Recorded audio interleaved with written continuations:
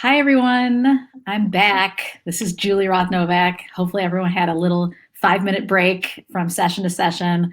We just had an incredible conversation with David Tutera about building a lifestyle brand and all of his great brand relationships. I'm really excited for our panel right now, this session on secrets for getting, sounds very mysterious, secrets for getting published, and really thinking about it all the way from platforms like PartySlate to magazines like the Bee Collective and others. And I'm really excited to have Eliana on our panel today. I've gotten to know you better through Clubhouse. I've been stalking you on Clubhouse, my newest obsession, although I've cut myself back a little bit lately. And I'm a huge fan of your events and the brand you've built and all the thought leadership that you guys are putting out, which I admire so much. So thank you so much for joining us today. I know everyone is so busy, so it means a lot to us that you made the time to be here with us. No, really, thank you so much for having me. It's an honor. So glad to have you. And then, of course, I have Pamela here, our very own PartySlate editor. And if you get our newsletters, you read our articles, she runs the team that puts all of the great content that you post to your profiles and bundles it together in incredible articles. And of course, they're SEO optimized articles, right? You're a new SEO geek. Welcome to the club, Pamela. That's right. And so between these two incredible editors, I'm really excited to talk about more ways you can get your great content into great publications that may also give you that backlink that's great for SEO, but just the brand building exposure that can, really lead to a lot of business building. So before we jump into our presentation and conversation, Eliana, I've known who you are for so long, and I've been a fan of yours. And now again, Clubhouse, I feel like, oh, we're friends. I'm like, I don't know if you would consider me a friend. But no, we're friends. You're a bestie in my head too, of course. In my own head, we are really good friends. And could you tell us a little bit? Oh, by the way, we'd love to hear where you guys are calling in from. That just makes it fun for us. So in the chat, if you go to the public chat, you can just say what city, state you're coming, or country you're calling in from. But Eliana, I would love to hear a little bit about your founding story, how you got into the events world, number one, and number two, how you started the Bee Collective and what it is. Yeah, great. Thanks for asking. Traditionally, I am a wedding and event designer. So I've been doing that for the last almost 15 years. How did I get into this crazy world? I don't know. It was out of demand, honestly. I was one of those brides planning my own wedding, but this was before Facebook and Instagram and all that fun stuff. We had message boards in New York, and I would just spend my entire day, regardless of the fact that I was at work, and just plan weddings and give everybody ideas. So I used to create Pinterest boards in every color before Pinterest on this message board. And the brides just reached out and was like, hey, can you help? I have a wedding coming up. And I did my very first wedding the weekend before my own. Oh, wow. So that's crazy because the bride is still my friend on Facebook. So it's like every time I think about that story, I think about her. And then from there, I published a book called Be Inspired. It was a coffee table book. And the reasoning for me doing the coffee table book is that I wanted a bride of color to go into Barnes & Noble, Books A Million, and see someone that looked like her on the cover. Yeah. We weren't being published, much as a coffee table book was non-existent at that time. So that was back in 2016. From there, I still ship today, which is such a blessing to be still shipping this book 5 years later. But from there, when I released the book, a lot of people in the community asked they wanted to be a part of the project. They're like, how can I be a part of the next book? And I'm like, well, that was all my work. So I don't know how to pull you into the next one. And then we realized quickly that there was a need to have a publication primarily featuring people of color in the magazine, because we were fighting for and I say we, meaning from the wedding and planner hat side, we were fighting for retail space in magazines. Yeah. And I'll never forget one of my very first writers. She said she went to the bookstore and there were 17 publications. I think none of them definitely had no person of color on the cover, but out of the publications, 4 of them had people of color. 2 of them were fusion weddings.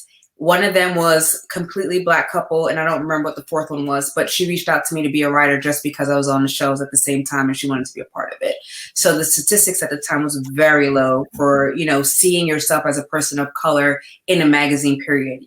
As a planner, there's 5 weddings, and if we were able to get one, that's us just being pit against each other and just making the community even worse when it came down to people of color. So I said, I can fix it. So I went ahead and I self-published my magazine. Time Inc. at the time, I kind of reached out to them and said, hey, this is my idea. They immediately jumped on board. So I knew there was a space for it. And even more than just weddings, events are a big deal for people of color. Like, we are raised on celebrations. I'm sure date back to slavery, like all they could do is celebrate, right? Like at any given time, anytime. So any little thing is a celebration. So I wanted to bring light to celebrations itself, because the dollar spent on celebrations in our community is insane. So we're about 60% weddings and 40% social. Wow, that's amazing. And so doing a print magazine, that really, the book is really where it started. And then people approached you like they wanted to be in the book. They're like, that's the book of my work. And so you started thinking about the magazine after that. And then I know you also have created a community where you do education, you do a lot of other things as well. Tell us a little bit about the community building that you've been doing. Yeah, so we do have a group on Facebook called the B Academy. And it's just, it's one of those communities where you can tell by my personality, I don't do a lot of like whining. Like, I can't take the whining. I don't do a lot of the complaining. It's really about just elevation. Yeah. So you're there if you need resources, or you need other people in different states, and you need, to kind of reach out to people, or just sometimes I'll go live and just talk about whatever given topic at the time.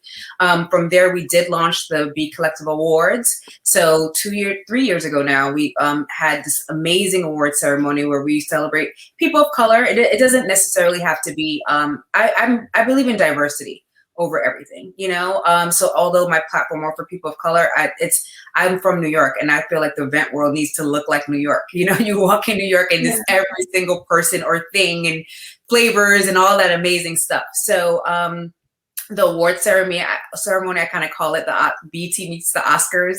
We have a chance to red carpet and ball gowns and all this other great stuff. So there's a podcast, there's a lot of stuff media related in order to bring awareness to the brand.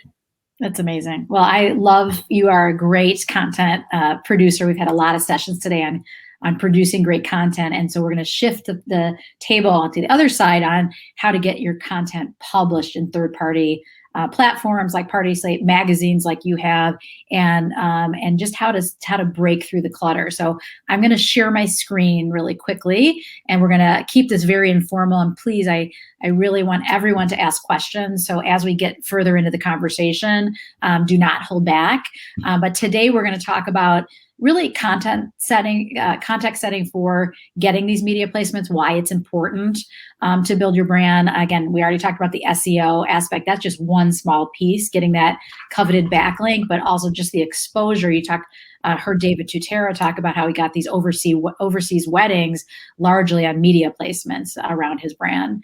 And then next, we're going to talk about how it helps your business, selecting the right events to pitch and how to pitch, and then really kind of some how-to advice coming from people that are on the other side of the table who get these pitches on what you can really do, again, to make your event or your content stand out.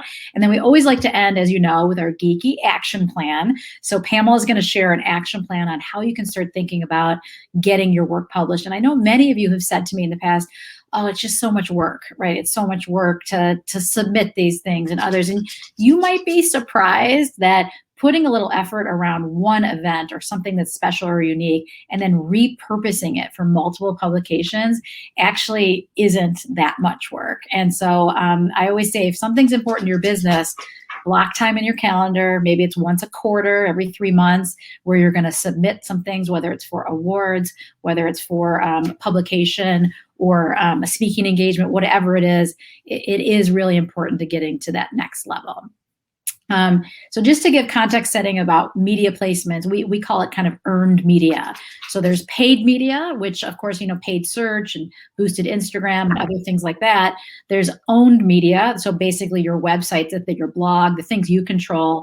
There's shared media, which is social media. And of course you have to break through on social media. We're doing our incredible discussion on Instagram after this. But this is really about, it's called earned media or traditional PR, whether it's digital or traditional. I mean, they're both really valuable. And so Pamela is going to kick off the conversation to talk a little bit about, how getting you published or getting that earned media really can help your business. Yeah, Eliana and I had a good conversation about this the other day.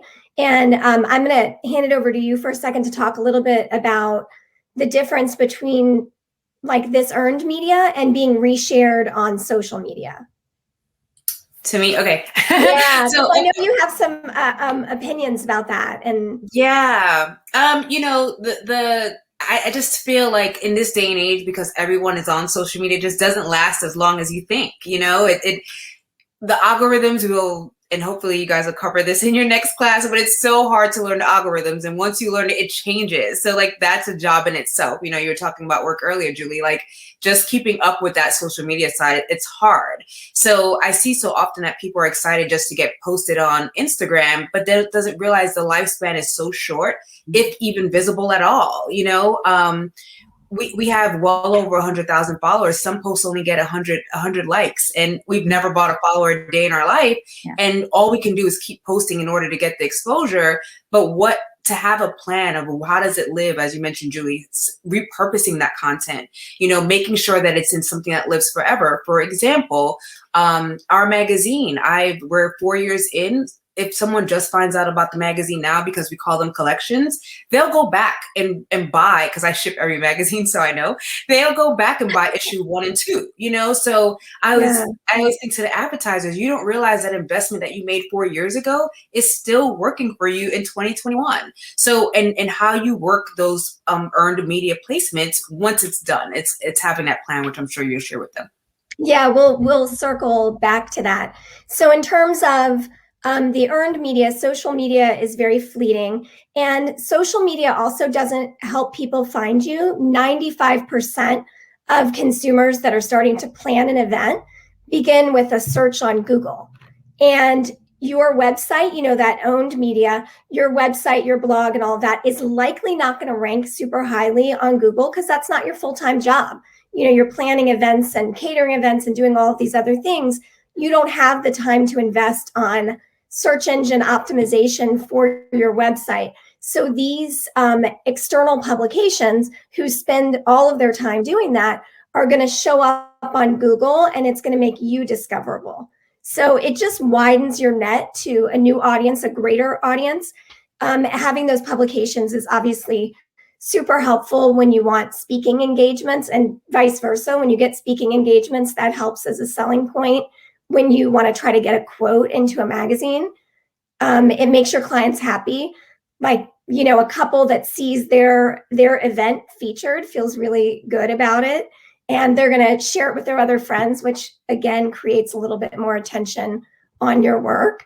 So it acts as that lead generator. So there's a lot of reasons that this kind of earned media is better in a lot of ways than the other 3 areas. And you really, your marketing plan should hit all 4 of those areas, but don't forget this area.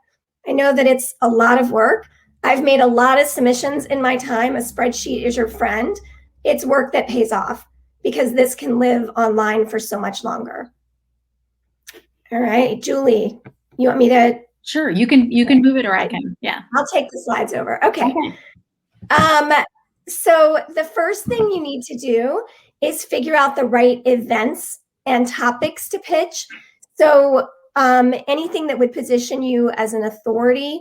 Some examples in this past year, I was always, as an editor, really excited to hear from people who wanted to tell me about the micro bat mitzvah they did, about their solution for backyard weddings and how they were keeping people socially distant, event testing. So there's always like a new topic. That's been the narrative of the past year. And now we're moving into a new era with events opening back up, and there's different topics to talk about with that. So you want to make sure that it's timely, on trend. It's what people are curious about right now. Eliana, what do you look for? What stands out to you when you get a pitch? What makes you interested in learning more? Innovation, something that's inspiring. Because we are so social media driven, because we've been locked in our houses for the last year and change, everything starts to look alike, so that one, Julie, I'm sure your team goes through this too, about even what to repost, right? Like sometimes I'm looking at content, I'm like, did I repost this? And it's a totally different event. So anything that, it could just be a color scheme that's different, like away from the traditional whites, or just using an explosion of color. So anything that's different, that doesn't look like the norm and doesn't look replicated, is definitely what we're going for. And I think it's the storytelling. If there's a rich story, even the event may look similar, but there's a rich story about how the couple met, or a rich story about how they overcame an obstacle, or something like that. We did a kind of surprise wedding along with David Tutero for a frontline worker who, it was in April, like the beginning of the pandemic. She had been 18 hours a day in the hospital with, big explosion of COVID cases. And she thought she couldn't have the wedding. And we surprised her with a backyard reception and all that. So I think the storytelling is as important as the actual beauty of the event when you're pitching press. Right. I think that's totally right. And actually, we have some tips around that. The very first one being what Julie just mentioned about telling the memorable stories. Press releases are just miserable to read. You want to tell the story behind an event to get people really interested. In your off season, and as much as there's ever an off season, that's a good time to be building relationships with editors. Opening your spreadsheet and figuring out who the current editors of the different places you're interested in. We have a question that, if you've never been published before, does that hurt your credibility with high profile websites and publications? It is hard to immediately get into a super high profile publication.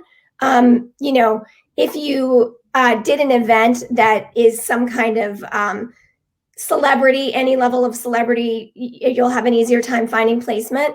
But if you start local, you can begin to build your list of publications until pretty soon you'll have so much credibility.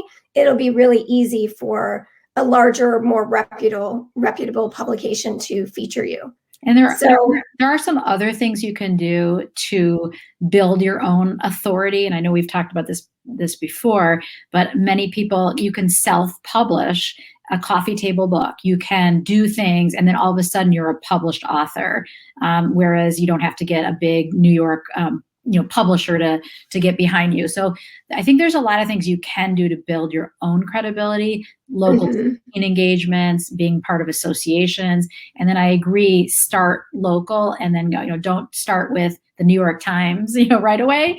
That might be challenging, but work your way up. Also, it's really helpful if you have a niche that you know a lot about. So, if you're a wedding planner and you've planned 5 eco-conscious weddings, then that's a hook. You may not have been published, but you have real life experience of planning a wedding that has that angle. And so that's something that is unique that you can offer in terms of a quote to a publisher. And I know, Eliana, do you have any tips or tricks to share? Yeah, everything you guys said for sure. For me, because our magazine is very detailed heavy, so less of the couple photos and stuff like that. So I remember before when I had this like long list, like you were saying spreadsheet. I remember having a spreadsheet of every single publication I wanted to be on. Like it literally is a bucket list of publications. And I think depending on the publication and who you're pitching, so if you have a heavy detailed event, I personally wouldn't care if you've been published or not, if it fits the overall look that I have for the magazine. So it just depends on what you're pitching, like you said, if some magazines like Brides of Contact all the time, they're looking for stories. So if you're eco-friendly, like you said, know who to pitch what. So someone like me, I love finding new talent. I love someone outside of the box because it's fresh thinking. So just make sure that you're pairing up with a publication that's right for you at the time. And we do too. We love seeing up and coming event planners, decor companies. They may have gotten their first kind of larger scale event, and it's so fabulous. It's almost like, discovering new talent in Hollywood. It's like, this is the up and coming creatives in the industry. And so I would definitely not hold yourself back. Like, I'm not published, so I won't get published. I would more create a strategy, and we'll talk about this in the action plan, on how to start small, set some goals for like the next 12 months, and then work your way up. But anyone, you would be surprised, anyone can get published no matter what, your event looks like. If you have a compelling story, you have great professional photos, and you are persistent, very persistent. That's right. I was going to touch on the photos part. And I know, Julie, you say this all the time, that your greatest marketing collateral is the images of your event. And so if you've never been published and you've got this beautiful event that's been professionally shot, I mean, that's your calling card to show your work. And so, those photographers are really your best friends. So in thinking through what editors or reporters might look for, I mean, I'll speak quickly about, for PartySlate, what we look for. And then Eliana, I'd love to hear a little bit more for the B Collective. So for us, I mean, we're always interested in a trend. What you've done that's different or new is always interesting. Timely topics. So, we know at PartySlate that when January hits, everyone's realizing like, oh my gosh, this is the year I turn 40 or I turn 50. Like, that's a time when that calendar page flips that people realize this is the year they're going to hit a milestone, and they start planning. So we heavy load on that kind of content then. And, based on when you get phone calls for planning events, that timeline just as well. And so you want to be pitching for the summer wedding, not during summer, but several months before, because that's when publications are working on that kind of content. So just think about it in the same way that you think about your event calendar and how far out people start planning. And that's how far out we want to give them resources in the form of articles. We are obviously always looking for high profile clients, just because it tends to get shared a lot. And people are always curious, even if it can be a real housewife from a city you don't know, but people are curious about it. What else? High volume SEO. I mean, that's like a little bit of search. And we actually had a class earlier. So if you're just tuning in now, I suggest at the end of the day, when all of our programs are published, you go back and watch that one to learn a little bit more about search engine optimization, because I'm not going to get into it here. Eliana, can you tell us about, what you're looking for? Is there a time of year? How do people name it? Great question. It used to be for us. Now every issue is called a collection, because you're looking at literally a 300 to 400 page magazine, and the content lives evergreen. So we're not based on seasons or anything like that. Same with you guys. We're definitely into the high profile events. There will always be some type of celebrity or influencer on the cover, because I want to normalize what an everyday person's event looks like right next to a celebrity event. And sometimes it's even better than a celebrity event, So you definitely, there hasn't been a place, probably until we both came along on the scene, where you can see what these parties look like. Because again, they don't live anywhere, the most you can do is do a Kardashian search to see what the party looks like. Right. That's it. If it wasn't a Kardashian, you have no idea what their parties look like, So again, we are just looking for heavy on the detail, looking for innovation. There's, for some reason, there's a lack of baby boy content versus baby girl content, so just when I get a submission for a little boy's party, I'm like the most excited person in the world, because it's equally as important. So just kind of creating that balance. And as long as it just has, again, those details that I know someone's going to grab it, because the point of the magazine is that no matter what, someone knows someone planning a celebration. Doesn't matter what it is. It could be a graduation, retirement party. People celebrate everything. So as long as the person can pick up that magazine and be inspired by something by it, that's all we really matter. And I think people that are planning events, that love to plan events, like I love to plan events, again, as a party host, after your next party, you're always thinking about the next one. So you want to have that, people come back and do searches all the time. Even if they just finished their last party, they're starting to think about their next one, or dreaming about a party that they want to plan. So it's just great to have that full story of inspiration. So when they're looking for it or searching for it, it's there. And it's also a sales tool, I have so many planners that buy it just so that they can sell their clients on how to escalate their events. Yeah. So sometimes you want to figure out how to get to the next level. If you're showing like, look, this is how it got published. Look at all the details, and this is why it got published. Then clients are A, wanting to hire you, but B, willing to spend more. So it's kind of a tool all around. Absolutely. For sure. All right, I'm going to keep us moving along here on what editors and reporters look for. So, I mean, all the things that we've mentioned, this is just a quick recap for you, and you'll get these slides at the end. Let's talk about making a target list of publications and reporters. I mean, this is where you, if you have a rainy afternoon, this is a great activity to engage in. There's turnover with editors and magazines, and you also want to know the scope of a magazine. Obviously, Brides is all weddings, but Eliana was just talking about the Bee Collective and boy parties and PartySlate. I'm working on something on graduations right now. So, we're looking for all kinds of content. You want to make sure that you are submitting to publications that cover the type of event that you're submitting to. You want to know whether they're print or digital. And all of this, I'm not kidding, like all in a spreadsheet, just yes or no, because you want to be able to scan quickly when you have an event, when you get those gorgeous photos in. You don't want to start then trying to figure out where to send that. As soon as your event's over, you should be thinking about how you can market that event and who you want to send it to when you get the images in. And I think, Julie, you said this earlier that, it's not, you can't only get an event published one time. There are lots of stories to tell around different events. Yeah. And so, you could take 3 different angles on the same event and place it in different publications. Yeah, and I don't know, Eliana, how you feel about exclusivity, but we don't require exclusivity because we feel like once the event happens and there's like 200 people with their phones and posting it on Instagram, like the day of surprise and like keep it tightly held are kind of over.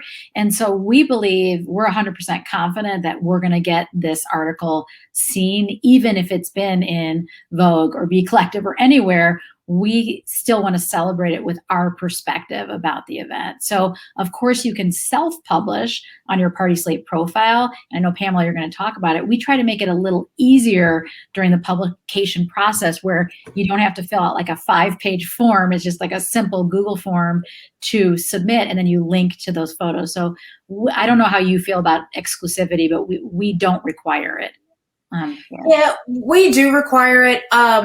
Just because lately, and I'll be honest, the last few years, submitting has been hell. And I say it's hell because people just don't do the work anymore. Like, yeah. I think it's just a form of laziness, thinking, hey, I made it to Instagram, I don't have to do anything else. Mm-hmm. So we do, because especially with a lot of our competitor magazines that actually go to print, and this print is very expensive print. Yeah. We do want to have, this body of work that's as exclusive as possible. Yeah. Have we made exceptions? Absolutely. I've had to not reach out to me and say, hey, we want to publish it. We will make sure that we don't publish the same photos. We don't take away that from the vendors. I think it's important. Yeah. So it just, like you said, gone are the days that you can post it on Instagram. You could post it. Nothing's new, right? It's the way it's presented, right. To be 100% honest with you. So we do try to present it in a way that it just feels fresh. Even like, oh, I remember seeing this bridesmaid photo go viral, but what does the rest of the wedding look like? Yeah. So that's why I have fun with the details, because I'm literally going to show 20 of them versus just 1 or 2 you may have seen. Yeah. So it's something to think about, and it's a case-by-case exception. If it's something that we know went really, really well on our page, and we know if we post the rest is going to be amazing, but it's been on PartySlate, we're most likely going to make an exception and post it. Yeah, and I can understand if it's the cover photo or a big story about the celebrity wedding. Those tend to be the ones that more have kind of like embargo on other publications until it's published. But then right after it's published, of course, you don't have to hold back from, presenting to other publications, depending on what the deal is. So that's good to know. We do have a 6-month after clause, but It's not enforced, to be honest. I have no idea what happens. It's hard to track. We're not chasing people down. I was just going to say we did an article on Harmony Walton's wedding in Hawaii. She's with the Bridal Bar. I think started the Bridal Bar, and she did this amazing wedding, and it was featured in multiple publications. And then we still ended up giving it a standalone feature because we chose the angle of really talking about how to make an event be really accessible to all people. Her father at the time was on a walker and wheelchair. And so we went at it from that angle, and we had beautiful pictures to back up what we were talking about, and an insider look from how they were able to produce that with Harmony telling us the story. So there's always a different angle on the same event, even if the event has been placed. I agree.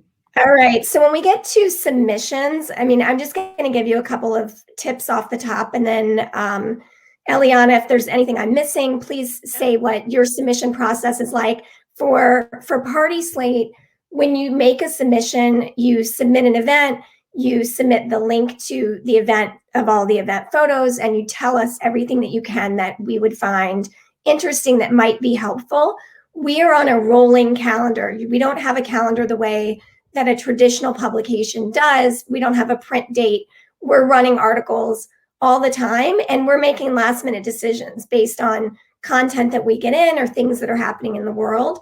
So you might submit something in January and maybe see it get accepted in May because the timing worked better for us. So we take submissions all the time. There's never a cutoff, and we're always pulling from those submissions when we do content. Some things that are hard for me as an editor when I get a submission is if, there's 500 photos, because it's just too much. I love having choice. 50 photos gives me a good amount of choice. So not culling down. When that makes work for me, then I'm not interested. I just don't have the time. I have to keep moving. When people email me and say, hey, take a look at my Instagram and let me know if you're interested in any of the events. Again, that's giving me another job, another task on my list that I'm probably not going to have time for. So you have to do that work. Eliana, how does that work at the Bee Collective? Yeah, same. I unfortunately go through the entire gallery, which I don't care to do, but I do, just because I'm telling the story in a certain kind of way. And I think back to being lazy, people don't want to cull down their own galleries, and then sometimes I've seen in the past where I get a cull down gallery and it's like the same image 5 different times. And I'm like, that's not what we mean. Like, we need a little bit more variety. So I do get the link first. I know kind of because I'm detail oriented, I'm going to the details, seeing if they're strong enough. First of all, if the photography's strong enough, that's the very first thing. And then once that is, and I'm looking to see if I have at least 4 or 5 key images, and then, I know I'm working with something. Would I love something culled down to at least 100 images? Yes, in my perfect world. We'll get there when I'm beyond a 1-person team. But same like you were. Yeah, we're rolling, same, you can submit something and may not hear from me for 4 or 5 months.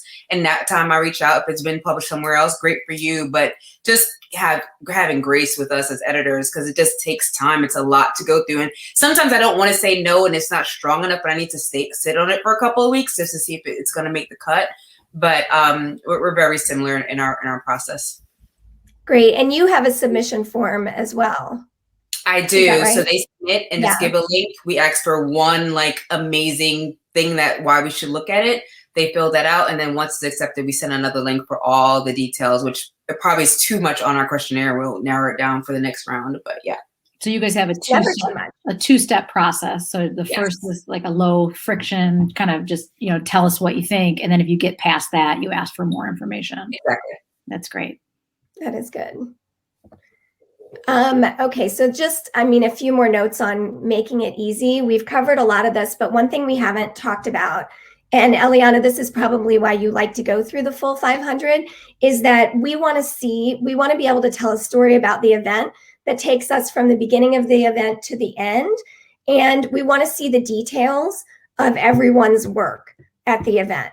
So, I do want to see the food, the tablescapes, the entrance, the stage, the dance floor. Like, we really do want to see every element. We also love, and we know sometimes there's touchiness about this, but if you are able to share photos with people in them, it's always great to see people enjoying an event, making use of an activity. So those are things that we look for, is a mix of types of photos so that we can give love to all the different kinds of event partners. Yeah, I'll add. What about you, Eliana?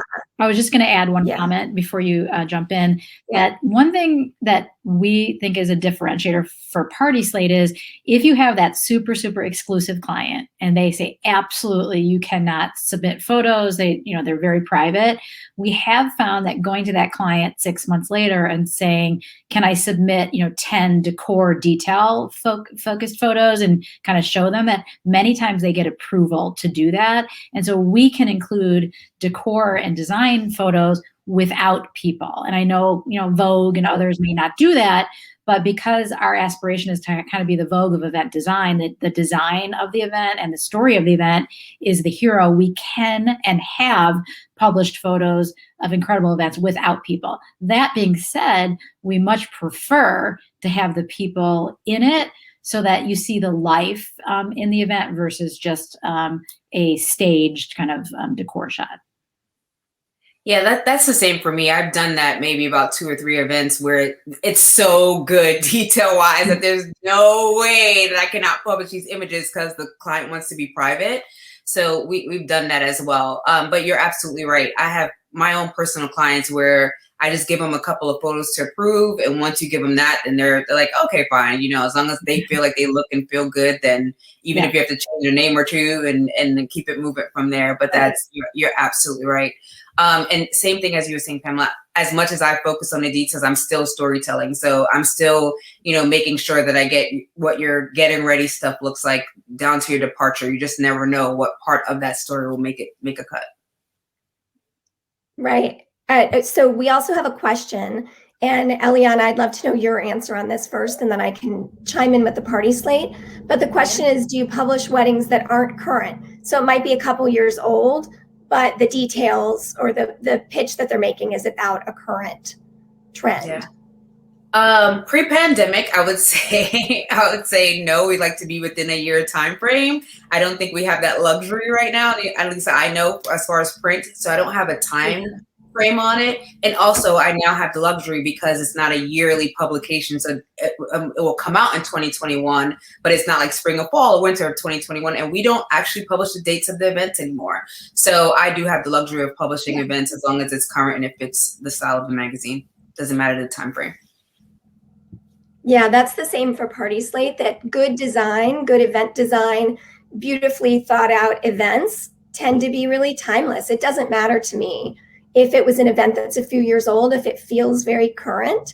So this is a good reminder that even though there wasn't a lot going on maybe in the past year, that's okay. Those events you had before, look at them with new eyes to think about what are unique selling points of those events that you can get sent out. It doesn't matter to us. We don't put the years on there either. We just want it to feel very current. And I do think that holds people back. And so I always say, your photos and your videos are your biggest marketing asset, again, along with the storytelling. And so I think some people might, in front of the industry, let's say it was a higher profile wedding, people are going to know this was 3 years ago. But honestly, no one else knows. We are so close to our industry. We're all looking at ourselves I remember that event 2 years ago. Nobody else, the people that are going to hire you, they do not know when these events are. And so we've really tried to be kind of a timeless platform. And I always say, you don't want the 80s chair covers and the light blue tuxedo. I mean, obviously those don't make sense. But I did say earlier today, even think the last 10 years, I mean, we have absolutely no problem in a trend article, a wrap-up article about Great Gatsby, 50th birthday party ideas. We have absolutely no problem in those roundup articles, which get a ton of traffic because they're so SEO optimized, adding in events from any time. I mean, we're always looking to see what people are searching for, and then we go within our site to find things that match to create an article. You know, there's an example on here when Daughter of Design uploaded this event. They may not have known the different ways that we would use it, but it just got included in our black and white wedding ideas for this stunning tabletop that was all black and white elements. So you never really know for sure how it might get placed. The more information you give, the better.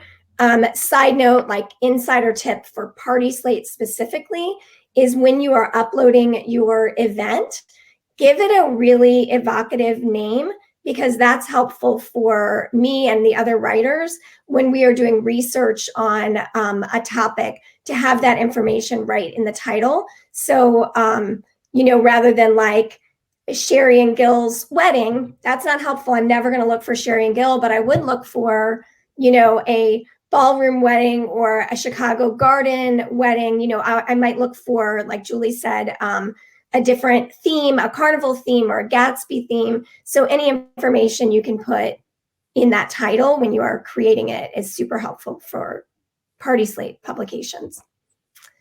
Oh, and then here we are, leveraging your PartySlate profile for easy submissions. You know, if you get into the habit of just always uploading new events, you know, if you're going to upload them on your site, take the extra 5 minutes and upload them onto PartySlate also, because then we get to see it and can consider it for publications. But it also amplifies your digital network. So, you know, when you do upload your event on PartySlate, you credit all of the vendors that work the event with you, and now it's showing up on their page. So you're just amplifying your work within our ecosystem of consumers coming to find inspiration, event professionals, and venues. I do talk a little bit. Yeah, go ahead. Pamela, is like, not a lot of people, we get a lot of ideas from our premium members because they're talking to customer success, you know, every single day, and we're getting ideas, and like then internally we submit them to you guys, and then of course you're looking as well. But I think you might be surprised that some publications, we don't get thousands of submissions. So if you do take the time to make a submission, we're going to make sure we look at it, we take it over, we evaluate it, and even as you know, Eliana, you said maybe we don't have something right now.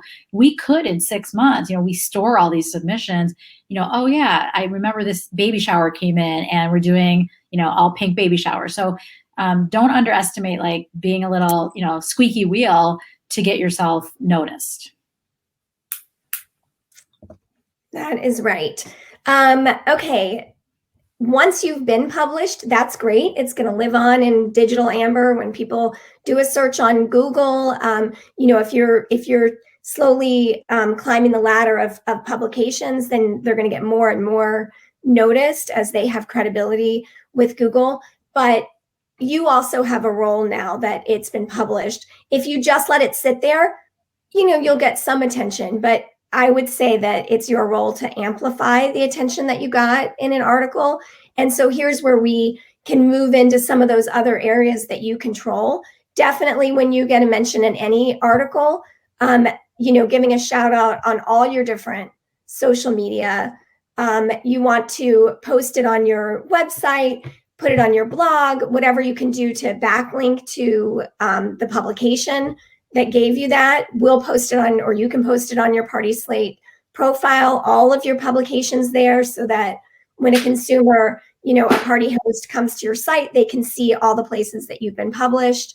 You can add it to your email signature line, all of these places to let people know that you've been published. Eliana, what are other ways that people can really kind of amplify that once they've worked so hard to get that mention? Yeah, I still think there's, and you didn't mention it, the newsletters, but I think there's a press release still exists, you know, like get the press release out. You don't know who it's going to hit, and it doesn't hurt. It's free. Why not get it out? You know, any way possible. I always tell people too, like if the client that you got featured, send it to them, like send it to them, ask them to share with their friends and family. If you post it and you tag them, they're most likely going to repost it in their stories, and that's giving you further exposure. Like you just got to go balls to the wall and just share it as many ways as possible, but be innovative about it. You know, I was talking to, some floral designers yesterday. If you are a florist and you just got published on PartySlate or Be Collective. Hey, send a congratulatory little bouquet to every other vendor. They're going to keep you in the top of the mind, and now they're sharing it as well. Yeah. I love that idea because you're celebrating your success together, and then you're also layering on kind of that relationship building piece, which we know is so important in this industry. I always say like the kind of the shortcut to remember this is like make news of being in the news. And so I know some of you guys, and I've heard you say, oh, I don't want to be the bragging person. Like, you have to get over that because this is not bragging. This is content marketing. And when I have a speaking engagement or I'm in the press, I always say like, oh, I'm so honored to be aside these other female founders, blah, blah, blah. Like, so I'm gracious about being in the press. But it is your kind of secret way, to be honest, of showing an authority building that you were in that article. And so you can choose an approach that is gracious and thankful and all of the hard work of your team. Thank your team and blah, blah, blah. But still share that you were in the news. I know we have a new badging program that Pamela and team have rolled out. I don't know if I'm jumping ahead here, but that you can create a graphic with a badge on it that's a piece of content. It's authority building. And I'm sure, I don't know, Eliana, if you do the same thing, but it's so easy. And if you need help, we'll do it for you. It is great, great exposure to make news of being in the news, no matter how small. Like I was a judge for the Booth New Venture Challenge. It's the University of Chicago, one of the top business schools in the country. Like it was an honor to do it. I haven't posted about it yet, but I'm going to. I can make news of that. I was chosen to be a judge. I can make news out of it. So it's really important to do that. Maybe once a month, just remind yourself, put it in your calendar that you need to make news of being in the news, no matter how small. That's right. Just to kind of give you like something to hold on to afterwards, this is the life cycle of a PartySlate editorial feature. And this could be your life cycle of a feature that when you get placed somewhere is immediately looking at it for potential PR opportunities, which we spoke about. And we have Autumn in the chat who's saying she always sends a press release to the local chamber and local newspapers. So just like Julie said, making news out of the news. So start there. For us, we amplified on social media. Our best of and our PartySlate best of is our editorial section. It brings in a tremendous amount of traffic to PartySlate. Consumers are looking for topics and they're able to find them addressed in that best of section. So it will appear there. It'll appear on our social media. And then we include new articles in our newsletters as well. So we want to just bring as much traffic as we can. Once we've done all of the work to put together a great piece, the second half of the work, the work's not done. The second half of it is really making sure that everybody sees it and hears about it. And I always say like social media is great. And I agree 100% with you, Eliana. Like Instagram, I love it. But I don't know if people remember like 10 years ago when Facebook changed their algorithm. And then within 2 weeks, many of these kind of digital only companies and gaming companies went out of business because they changed the algorithm. So you need to focus both on social media. You have to be there because that's where consumers are. That's where people are looking. But you also have to think about this earned media, this other way to build your brand. Julie, I'm having like a dog issue over here. Let me do the summary. Can you take this slide and let me go on mute? Yes, let me do the summary. So just to do a summary on, again, PartySlate and our ecosystem, which is really kind of reflects, content marketing overall. For us, our earned media is really getting placement in these, best of editorial articles. Yes, we have a certain amount reserved for premium members that in their premium membership, they get guaranteed placements, but we also have a big percentage that are what we call organic, just great trends, beautiful events that come into PartySlate every day. Our social media is such a huge part of our ecosystem. People say, oh, don't you compete with Instagram and Pinterest? I'm like, absolutely not. They're one of our largest traffic drivers. So for people that are leaning back on Instagram and exploring and hashtags, they're probably not going to find their venue. They might research their venue. on Instagram, they're going to come to a platform like PartySlate. So that is also important. And then your owned media, if you think of it that way, your PartySlate profile, you own it 100%. You upload photos, you take photos down. If we manage it for you, of course, we'll do that with our white glove service. But that's kind of the piece that you own. And then as far as paid, we also do some paid media, boosted content and others. And then for us, for clients, they can get an enhanced profile page that has more of these SEO conversion tools on their page. So in a way, yes, we are a marketplace, but we're also a software company. We have this enhanced profile where there's features and functions that can be a great, great sales tool for you. So Pamela, I probably didn't do justice like you would present it, but you did better than I can with this craziness. I'm visiting my mom, and she has 2 big beagles that are very loud when something happens outside. So I'm sorry, I cannot convince this is done, but we can move on because we want to get into your action plan. And like Julie said, our geeky little action plan, but we want this to be useful, and we want you to be able to take away a defined plan of action for all of our sessions. So today you're going to start by creating your PR plan, thinking through the topics that you could get out of your events, researching those reporters and those bloggers. How bad is this? It's not so bad. Okay. Otherwise, it's very, you can finish this. Pandemic era, just the background. It is very music, pandemic it's era. dog barking or a kid coming in or something like that. Yeah. I mean, you want me to do it, Pamela? I'm happy to. Why don't you take this? Because this is okay. You can bring us home, Julie. I'll bring it home just because the dog's back there. So as far as your PR plan, I don't want you to feel like you have to create like a 20-page document.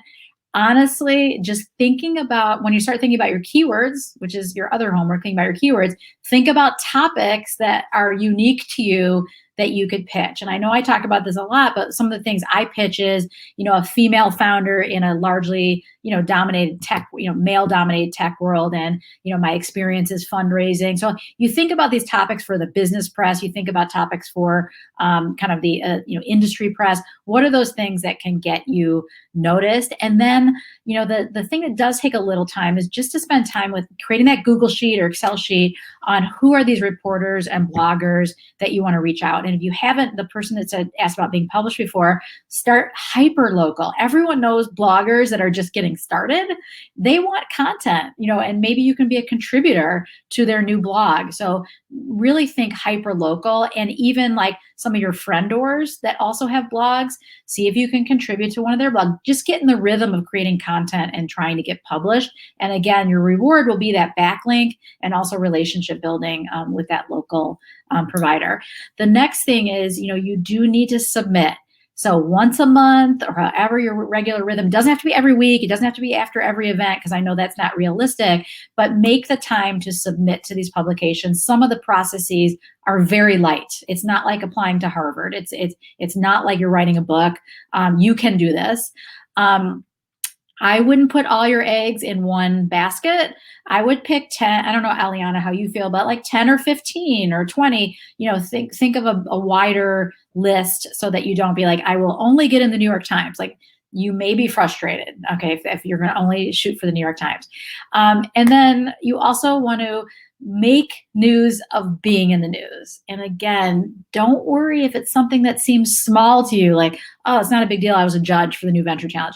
You can make news out of news and leverage that by, email newsletters, press release. Sometimes I call them fake press releases. Write the press release, self-publish it, and that is a press release. You don't have to submit for $2,000 to the PR wire to actually do a real, official press release. You can actually write a press release and self-publish. And then also get your partners to help you promote the news. And the easiest way is tagging them on social media. Guess what? Emailing them and saying, hey, I'd really appreciate it if you commented and shared this. That goes a far way, getting the news out that you've been in the news. How'd I do, Pamela? You did great. You did great. I will just tag on one thing that we haven't talked about that much is that when you are pitching, it's easy to focus on all of the publications that publish about events. But when we talk about starting local, If the last two couples that you've worked with requested circular arches or a longer aisle, whatever it is, guess what? That's a trend. So that's something that you could take to a local publication that doesn't usually write about events to say, let me tell you what's happening in our area. This is something I'm noticing. And so don't limit yourself. And I know only event publications. I know people are kind of over this whole pandemic thing, but they are still writing about, especially in places like Chicago, New York, LA, San Francisco, about the reopening of events. And so don't underestimate if you have some innovative kind of health and safety things that are, beautiful or, interesting or new. As Eliana said, anything new is more likely to be written about. I wouldn't hold back on any way you can get published is great for authority building and for SEO as well. So I know we have 6 minutes left. So just want to wrap up and then also get some final thoughts from Eliana. What we can do to help is if you have, let's say, an incredible event or something unique or a trend, and you want to pitch it to publication, you can first of all, do a pitch with PartySlate. We encourage you, we'll send you the link that you can pitch, but also we're happy to review the pitch with you and give you some coaching on what would make it more compelling. And I just think that we feel by helping you guys, it does help PartySlate, it does help the industry get stronger. So we are happy to do that. We will send you our editorial submission form. Of course, for those of you, we do have a couple hundred people that are kind of newer to PartySlate. If we can help you create a free profile page and get some of your press up there and linked, we would be so happy to do that. But Eliana, give us some final thoughts on, especially for the people that aren't in the press every week or every month, that aren't yet in the New York Times or Vogue or PartySlate and the Bee Collective. I put this all together. What is some advice on, just the blocking and tackling on how to prioritize getting started? Yeah, I mean, you hit the nail on the head. I'm a firm believer of being published any and everywhere. Those backlinks for your company. I mean, there's so much thing that is relied on your name and your company name on Google search that we have no idea about, So you want to be everywhere. You do have to understand that PR is an extension of your business. Like you guys mentioned earlier, you can't rely on Instagram. If Instagram goes away tomorrow, then what? If I remember back when I started in the industry, a lot of the big planners didn't even have websites, right? So they literally had to go and do the work in order to get out there, and you don't know where the next person is going to see you. Rule of thumb, you have to be seen 7 times in 7 different places. So go back. The person that's going to win, the companies that's going to win are the ones that are still doing the work and not comfortable. Yeah. And I always say you have to have the talent and the quality and of course, relationship building, all that, but you also have to have this content marketing mindset because even if it's word of mouth, that's 90% of your business, 99% of your business, I promise you, they will still Google you. They're still going to look for those 7 points of contact. They're not going to blindly oh yeah, I got a phone number, I'm going to call it. That's not the way the world works. Even when I meet someone for coffee, like an interview, I'm Googling them. I'm going to their LinkedIn profile. I don't like to meet strangers. You want to do a little bit research before you interview someone. So just know that your digital footprint, and this is a big part of your digital footprint, is going to be more and more important in the coming years. It's already important today, but more and more important. And again, your real life footprint is important too. I always say I love my People magazine. Print stays and stays and stays, and we know that's a piece of the puzzle. But more and more people are Googling things and looking for research to augment their real life experiences before they contact you. So our next session, which is a good transition, is all about mastering Instagram's newest tools and features. And again, we're going to send you action plans, recordings for all of this. You can't do all of these things in a day. What I always tell people is every quarter, every 3 months, pick one area that you can focus on and improve on. And then once you get a rhythm to things, you may find that it's not as much work as you think. So the next one's going to be on the latest and greatest on Instagram. I'm so excited about Reels and all these amazing new features that are making Instagram even more sticky and high engagement. That is coming next. But Eliana, thank you so much.